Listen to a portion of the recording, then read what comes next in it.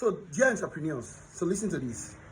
Do not underestimate the ability to communicate your value proposition to your customer in a very clear and concise fashion.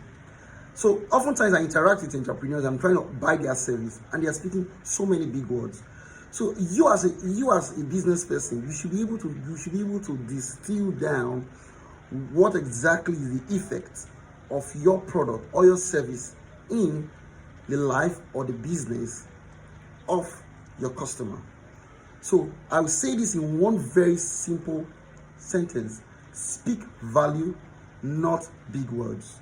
Speak value and not big words. You should be able to communicate concisely to your customers. This is exactly what we sell, and this is what it helps you achieve. Or on the flip side, you say, I notice you have this problem. I notice you have this problem. I think this solution will help you solve this. And you will see a rapid turnaround in your customer patronage, because you understand exactly how to communicate your value proposition to your customer. No big words, no big words. Take the big words and throw them out of the window. You can keep the big words for fellow entrepreneurs like yourself, or you can keep the big words for your investors. But for your customers, communicate concisely what exactly you say and what it helps them achieve. I'll give you a very good example. While I was working in 2019, I was speaking with my boss, and he said to me one day, he said, Kenneth, if you speak to your customers, you will never need a new business idea.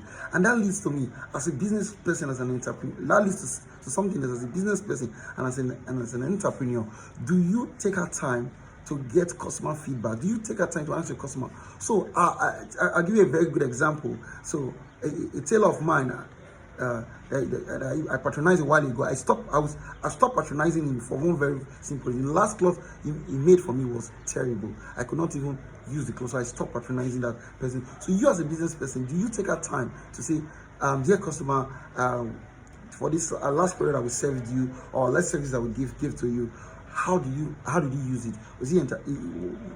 Was it good enough for you, or did you need some improvement to be done on it? With that, you are telling your customer that I am open up for feedback. So some people are very shy. People don't want confrontation, so they will not want to tell you that, oh, your product is bad. Your product, I don't like your product. Your product isn't good. Your service is trash. They will not want to take it. They tend to stay away from comment. But you saying to your customer, I want feedback from you. I think your feedback is important to really help us serve you better. What do you think about our service, or what do you think about our product? And hear them speak, and be honest with yourself to receive those information and use it to really iterate and improve your product. Amazon has what they call customer obsession philosophy. What Amazon does is, Amazon says, focus on your customers and work your way backward. Not on your product, not on your service, not how good your product is, not how fantastic and how excellent your service is, but really focus on your customers and work your way backward.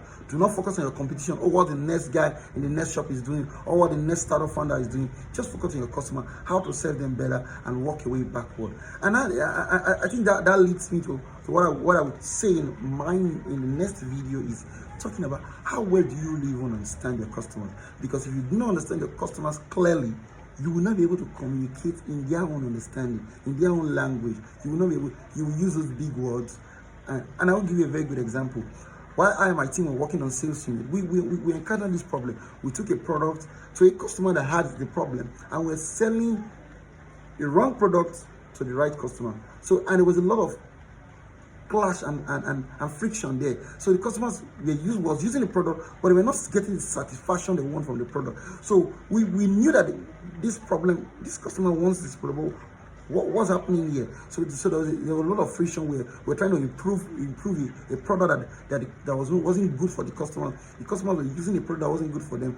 That all led down because we do not understand our customers. So when we took our time to actually speak with our customers, and we noticed that what we're serving there was way too much, and this was exactly what they wanted. So the difference, this difference was causing the frustration, because they had to make room or pay for this difference. So you understand your customers and communicate your value proposition in a clear and concise manner.